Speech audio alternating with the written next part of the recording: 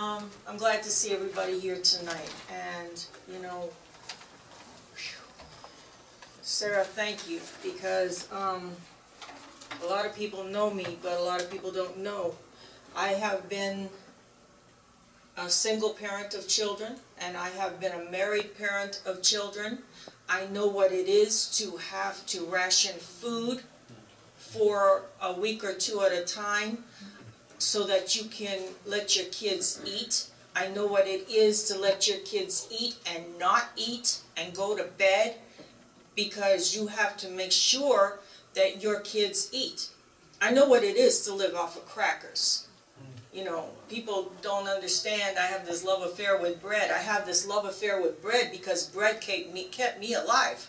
When I couldn't eat a lot of things, I could buy a cheap loaf of bread and I could eat bread. And I'm grateful, because although my first set of children had to go through some serious poverty, my second set of children have had a better situation, because we struggled and we really we put ourselves out there to make sure that they had what they needed. They didn't get everything they wanted, and they didn't get everything they needed on time all the time, but they had what they needed.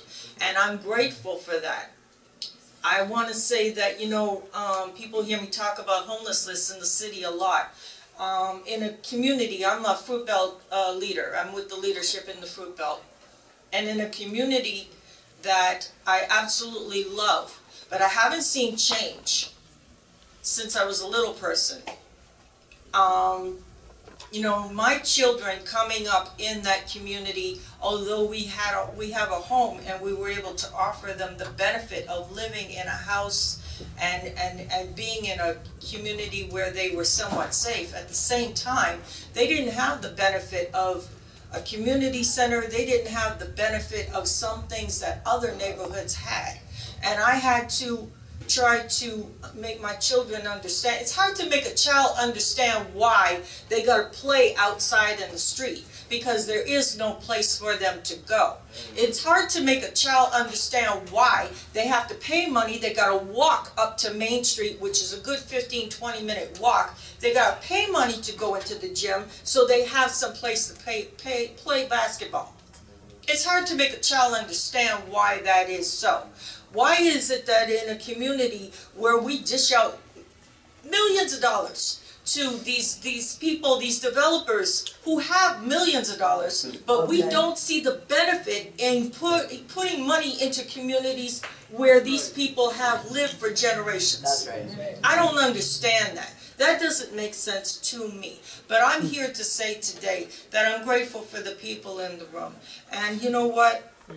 We need to stop looking at the ones that don't have food and don't have money as if they're less than. Because but for the grace of God could be any one of us at any given time. I've been a person who's been one paycheck away from being out in the street. I have been a person who got locked out of my apartment because I couldn't pay my rent.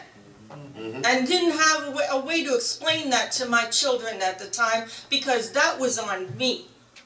I know what it's like when you cannot maintain what you want to do for your children. You feel like you're nothing. When you can't feed your kids or put them in a program that they should be able to go into. It's not right. We need to look at poverty in this city that is one of the poorest cities in our area in the nation, and we need to deal with this situation instead of it just going on for another generation and assuming that it's not important. Everybody deserves to be important. Thank you.